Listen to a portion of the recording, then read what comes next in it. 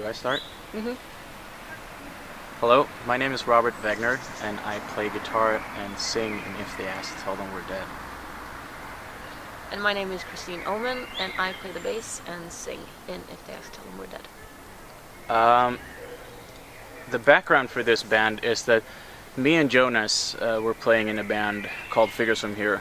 We started out in the late 90s, and we quit that band, or the band dissolved in 2006. And when it dissolved, Sonia had started playing with us as a live musician on organ.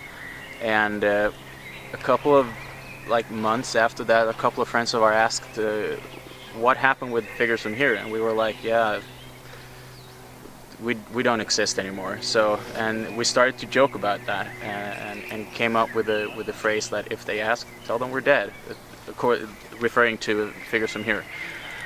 So we decided to continue play music just because it was fun and needed a bass player, and tried out a couple of people, but they didn't have time. And then we asked Christine, like, do you want to play bass? Expecting no, I'm too busy, but yeah, she wanted to play bass with us. So that's the short version of the story behind If They Ask. And If They Ask is actually has always been my main project. I've been playing with a lot of different bands, but If They Ask has always been the one that I've been trying to develop with my friends to where we are right now and where we might go. And it's the same for me. I mean, I'm happy that you asked me to play, and Yeah. it's from the start also been I've always put If They Ask, Tell Them We're Dead as a top priority among the bands that I play in. Yeah. The writing process of our album often starts with some of us coming up with an idea. Sometimes it's Christine coming with a snippet of a bass line. Sometimes it's me with a guitar. Most of the time, the snippets that we come to present to the others never stay in the songs. They evolve to something else, and we always complete the songs together and feed off of each other. We're good listeners. Yeah. We listen to each other's ideas, and sometimes, I mean, of course there are occasional arguments on what we should use and not, but I think in the end we complement each other, and we bring out the best in each other.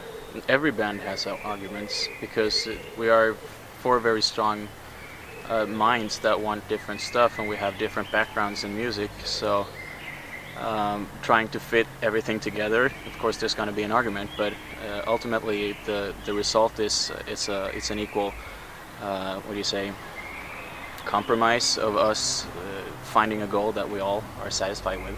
We don't do the 30-70. We always try to get everyone to feel satisfied with the songs, and that's more or less how it works. We listen and we play and we listen, and when we have tweaked the song around for too long, we go back to where we started, and then it's done. Kinda, but with scrapping the first line. Yeah, when I grew up, I'm actually, my first record was Twisted Sister, Stay Hungry. My first record was Twisted Sister, Stay Hungry. Yeah, that's great. And then I had a couple of dark years when I thought I liked hip hop, and it turned out I don't. But then I came back to rock music with Iron Maiden, and at one point when I discovered Nirvana, I got really into rock music because Nirvana made it easy for a crappy guitar player to dream big. So I started dreaming big, and then as time went by, I went into the lo-fi department and started going nuts with Sebado and Dinosaur Jr. And I'm still there, kind of. I've expanded my favorite music catalog to bands like the Mars Volta and At the Drive-In and Mastodon, and more technical bands. But the core of my favorite kind of music is the energy that comes out of bands like Sebado and Dinosaur Jr. Yeah. I agree with you with a lot of those things that you said regarding my own taste, but I've never been into that sleaze kind of, Iron Maiden. I know that that's was two not, songs. So I know 2 Iron Maiden songs. Sing them. Yeah, Hallowed Be Thy Name and The Trooper. I like those. Other than that, I don't know much about Iron Maiden. But I come from I have a lot of the same references as you do, but also more in the grunge scene with Alice in Chains and Soundgarden, and then with more heavy stuff like Sepultura or Pantera, Rage Against the Machine. And then now these past years I've recently come back to some stoner rock. After Caius and everything like that, feels like there's a new wave of stoner and psychedelic that I like a lot, like Black Mountain and stuff like that.